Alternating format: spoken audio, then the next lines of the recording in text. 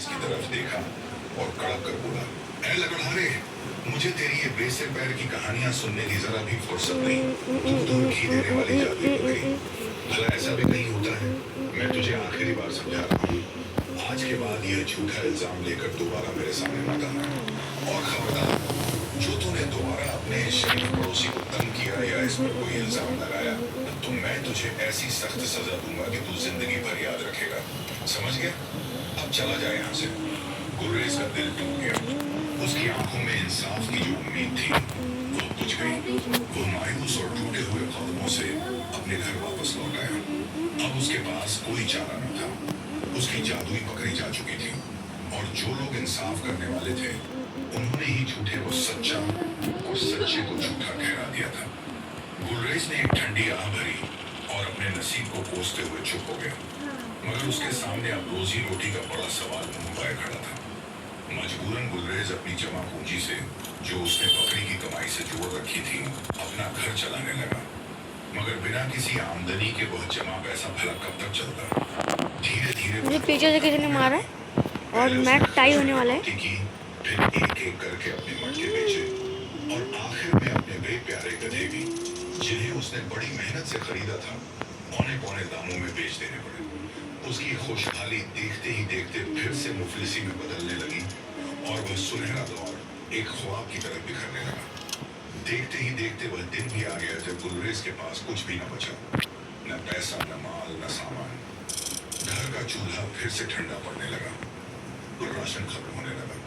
उसके मासूम बच्चे जो कुछ अरसा पहले तक हंसते खेलते और पेट भरकर खाते थे अब फिर से भूख से बिलखने लगे। नन्हा शाहमीर भूख के मारे रोता और माँ का आंचल खींचता। मेहरू की आंखों में फिर वही पुराने आंसू लौट आए और गुलरेज का सीना उस दर्द से फटने लगा जिस आफत से वह निकल कर आया था। किस्मत उसे फिर उसी अंधेरे कुएं में धकेल रही थी। आखिरकार जब भूख और बेबसी हद से गुजर गई और घर में खाने का एक दाना तक न बचा तो गुलरेज के सामने एक ही रास्ता रह गया। उसने एक कोने में पड़ी अपनी वही पुरानी जंग लगी कुल्हाड़ी फिर से उठाई, उस पर जमी धूल झाड़ी और भारी कदमों से एक बार फिर उसी जंगल की तरफ चल पड़ा जाने से जिनने उसे सख्ती से मना किया था। उसका दिल डर और शर्मिंदगी से कांप रहा था मगर अपने भूखे बच्चों का चेहरा याद करके वह आगे बढ़ता रहा। गुलरेज भारी कदमों और बोझिल दिल के साथ उसी घने जंगल में दाखिल हुआ जहां जाने से जिनने उसे सख्ती के साथ मना किया था। हर कदम पर उसका दिल डूबता जा रहा था और एक अजीब सा डर उसके पूरे वजूद पर छाया हुआ था।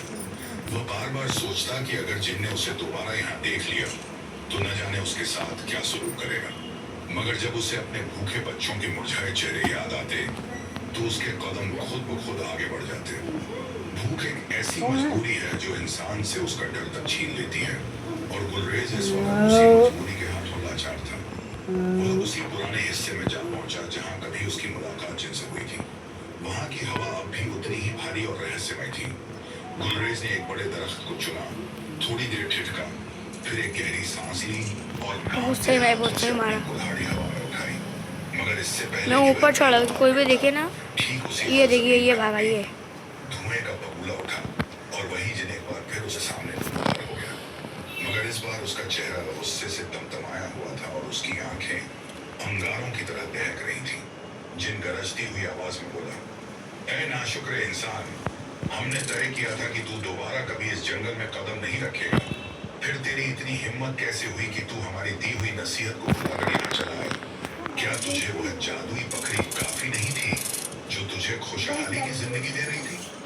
जिनकी गरज से थर्रा उठा। उतरू क्या भाई, मेरे को भी वीडियो में आने का एक बार। उसके हाथ पांव पूरी तरह उतरू? कांप रहे थे और ज़बान अरे पूछता क्या है जो गुलरेज ने हाथ जोड़े और रोते हुए बोला, ऐ मेरे आका, मुझ पर रहम कौन है कीजिए। बेटा, कौन है मैं आप अपनी मर्जी से यहाँ नहीं आया, मुझे हालात यहाँ खींच लाए हैं। मेरे पड़ोसी सरफराज ने रात के अंधेरे में मेरी वह जादुई बकरी चुरा ली और उसकी जगह एक नक्खली बकरी बांध गया। मैं इंसाफ की गुहार लेकर काजी के पास भी गया मगर उस जालिम ने झूठ बोलकर मुझे ही पागल और झूठा ठहरा दिया। अब मेरे घर में खाने का एक दाना तक नहीं बचा और मेरे मासूम बच्चे भूख से तड़प रहे हैं। बस इसी मजबूरी ने मुझे दोबारा यहाँ आने पर मजबूर कर दिया। जिन ने जब ये दर्द भरी दास्तान सुनी और गुलरेज तो उसके गुस्से की आग धीरे धीरे ठंडी पड़ने लगी। अरे उसको मार, उसने हाँ अंग्रेज के मुझे चेहरे को मारना देखा, आ रहा था ब्रो। जहाँ झूठ का नाम करना था, तब मैं तो सिर्फ सच्चाई और लाचारी के आंसू थे। आखिरकार जिनको इस मासूम और मजबूर लकड़हारे पर एक बार फिर तरस आ गया, उसने अपनी भारी आवाज को नरम करते हुए कहा, ऐ लकड़हारे, तेरी किस्मत भी अजीब है। नेकी और सच्चाई के बावजूद तेरे साथ धोखा हुआ। चल, मैं तुझ पर एक बार और मेहरबानी करता हूँ, मगर इस बार खूब एहतियात से काम लेना। यह कहकर जिन ने अपनी हथेली आगे बढ़ाई और उसमें अचानक एक चमकता हुआ पीतल का पैमाना नमूदार हो गया। वह कोई आम पैमाना न था, उस पर अजीबोगरीब नक्श और निगार बने हुए थे। अरे मुझे हेयर स्ट्राइकिंग करना था यार, हेयर स्ट्राइक मेरा बच गया। फिर तेरा भाई मुझे देखना है, मेरा नहीं दिखा, तेरा 2 बार आ गया भाई। मुझे तो दिखाएगा तब बोलेंगे ना कि हाँ भाई ये भी प्लेयर है। तो वे कंकर खालिश चांदी के टुकड़ों में बदल जाएगी और इसकी ये हरकत कभी खत्म नहीं होगी, चाहे तू इसे जितना भी इस्तेमाल करता रहे। फिर जिनने जरा रुककर बेहद संजीदा लहजे में कहा, मगर एक बात कान खोलकर सुन ले, अब सेकंड आया पैमाने को बहुत एहतियात और हिफाजत से रखना, इसे कभी छाया मत करना और न ही किसी गैर पर इसका भेद खोलना। याद रखना, लालची और बदनीयत लोग हर तरफ घात लगाए बैठे हैं।